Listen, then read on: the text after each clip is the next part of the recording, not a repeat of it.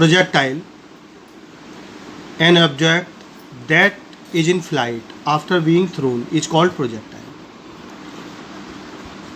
जैसे कि आपने किसी स्टोन को हाथ में लेकर किसी भी एंगल पर थ्रो कर दिया, किसी भी एंगल पर, तो इस स्टोन को हम प्रोजेक्टाइल कहेंगे, और जिस पाथ को फॉलो करेगा वो पाथ ऑफ प्रोजेक्टाइल कहलाएगा. फुटबॉल, अगर किसी फुटबॉल को किक करो तो वो जिस पाथ को फॉलो करती है, ऐसे करते हुए यहाँ, जैसे ये हॉरिजेंटल है, यहाँ से बॉल जाएगी और ऐसे करते हुए इधर गिरेगी, तो ये क्या होगा? प्रोजेक्टाइल. ये पाथ, कोई भी बॉल यहाँ से थ्रो की गई तो वो ऐसे ऊपर उठती हुई, तो ये 2 डायमेंशनल मोशन करती है. हॉरिजेंटल मोशन भी करती है और वर्टिकल मोशन भी करती है. मान लो कुछ टी टाइम के बाद बॉल यहाँ आ जाती है पी पर, ओ से पी तक, तो उसने हॉरिजेंटल डिस्टेंस भी कवर किया, ये हॉरिजेंटल डिस्टेंस, और वर्टिकल डिस्टेंस भी कवर किया. ये डिस्टेंस हॉरिजेंटल एक्स है और वर्टिकल डिस्टेंस वाई है, तो इसके कोऑर्डिनेट हो जाएंगे एक्स, वाई, और ओ का कोऑर्डिनेट होगा 0, 0. तो ये 2 डायमेंशनल मोशन होता है. जिस बॉल को हम थ्रो करेंगे वो प्रोजेक्टाइल कहलाएगा और उसका पाथ पैराबोलिक होगा. प्रूफ करेंगे आगे. An object that is in flight after being throw करने के बाद वो जो फ्लाइट करता है, तो उस ऑब्जेक्ट को हम कहते हैं projectile. Example football. The motion of projectile is the combination of 2 separate motion, horizontal and vertical. Horizontal motion x axis पर होता है, वर्टिकल मोशन वाई एक्सिस पर एक साथ होता है.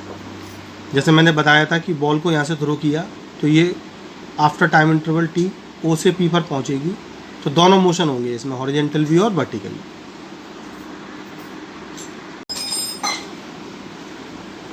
The motion of projectile is the combination of 2 separate motion, horizontal and vertical. According to Galileo, both are independent with each other, यानी X और वाई दोनों एक दूसरे से इंडिपेंडेंट होती है. Let a projectile is thrown with speed u, making an angle theta with X axis, जो X axis से, यहाँ एक्स एक्सिस से थीटा एंगल बना है. तो इस u स्पीड के हम 2 कंपोनेंट कर सकते हैं, एक u sine theta vertical component और दूसरा u cos theta horizontal component. जब ये ऑब्जेक्ट ओ से पी तक आएगा मैक्सिमम हाइट पर, तो इसका vertical component u sine theta 0 हो जाएगा. जैसा आप लोग जानते हैं कि कोई भी ऑब्जेक्ट तब तक वर्टिकल मोशन करता है जब तक उसकी वर्टिकल स्पीड 0 ना हो जाए. तो पी पर आते आते इसकी वर्टिकल स्पीड 0 हो जाएगी, बट हॉरिजेंटल स्पीड कांस्टेंट बनी रहेगी, क्योंकि हॉरिजेंटल डायरेक्शन में ना तो कोई एक्सेलरेशन है ना ही कोई डिक्लेरेशन. वर्टिकल डायरेक्शन में एक acceleration due to gravity g downward direction में वर्क कर रहा है, इसलिए इसकी स्पीड वर्टिकल डायरेक्शन में कम होगी, क्योंकि g डाउनवर्ड वर्क कर रहा है जो इसकी स्पीड को कम करेगा. लेकिन हॉरिजेंटल डायरेक्शन में कोई एक्सेलरेशन नहीं है जिससे इसकी स्पीड बढ़े या कम हो. और फाइनली जब ये ओ डैश पर आएगा तो हॉरिजेंटल स्पीड तो पूरे पाथ में कहीं भी नहीं बदलती, हर जगह यू कॉस थीटा रहेगी, यहाँ भी यू कॉस थीटा. और अब ये ओ से पी तक जाने में अपनी वेलोसिटी को यू साइन थीटा से डिक्रीज करके 0 करेगा, फिर वापस यहाँ से लौट कर आने में इसकी स्पीड फिर से बढ़कर 0 से यू साइन थीटा हो जाएगी, और फाइनल स्पीड भी u हो जाएगी जैसे कि पहले थे. Let a projectile is thrown with speed u, making an angle theta with X axis. Let t be the time taken by projectile to reach p from o. o से p तक आने का टाइम इंटरवल हमने t let कर लिया है. For motion o to p, o to p motion के लिए initial velocity u sine theta है और फाइनल वेलोसिटी v 0 है. o पर जो वेलोसिटी है इनिशियल वो u साइन थीटा है और p पर जो फाइनल वेलोसिटी है वो 0 हो चुकी है. यहाँ आप देख रहे हैं o पर initial velocity u sine theta और b पर फाइनल वेलोसिटी 0, और मोशन अपवार्ड डायरेक्शन में हो रहा है. एक्सेलरेशन g नीचे की ओर लगेगा, तो अपवार्ड डायरेक्शन पॉजिटिव लेते हैं तो u sine theta speed positive रहेगी, और एक्सेलरेशन डाउनवर्ड है जो नेगेटिव लिया जाता है, तो यहाँ माइनस जी आ जाएगा।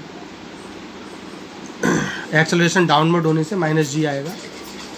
फाइनल वेलोसिटी 0 है, तो यहाँ आ जाता है u sign theta equal g t और t equal u sign theta upon g.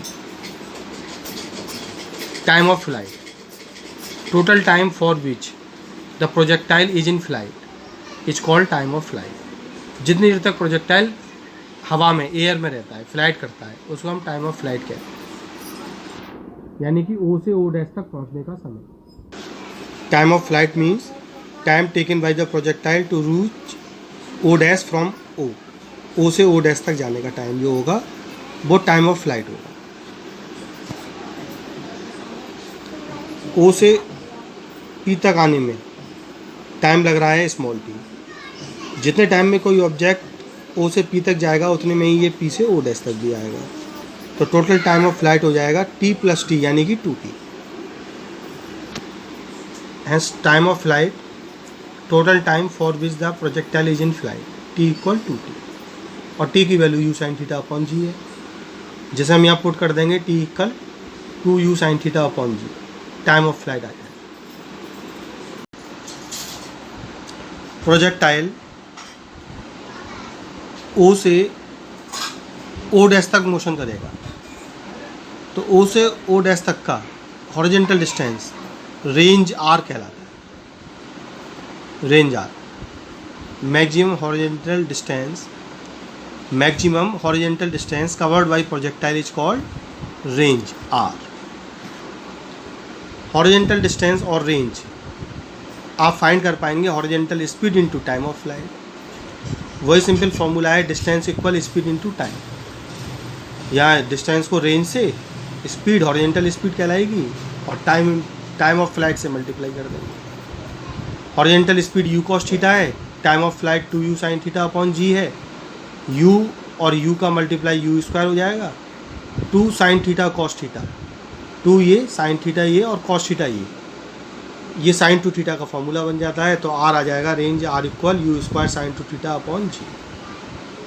मान लो आप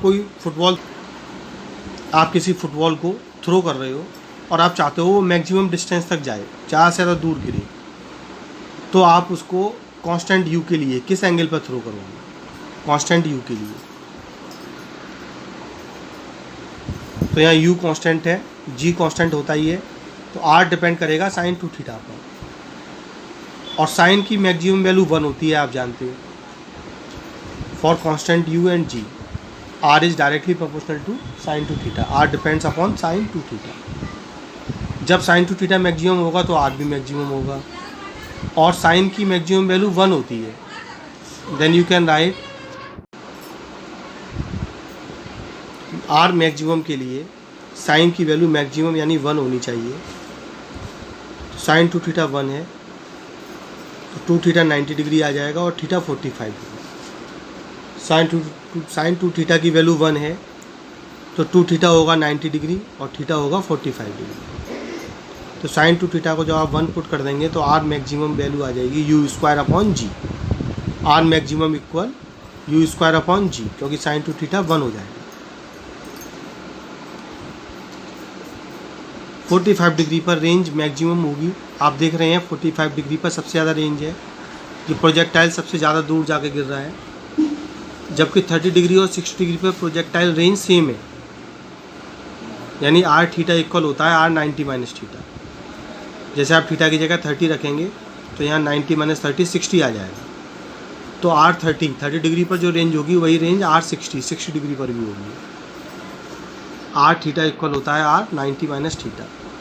अगर आप यहाँ पर 15 रख देते हैं तो 75 आएगा, यानी आर 15 डिग्री पर वही रेंज होगी जो 75 डिग्री पर रेंज है।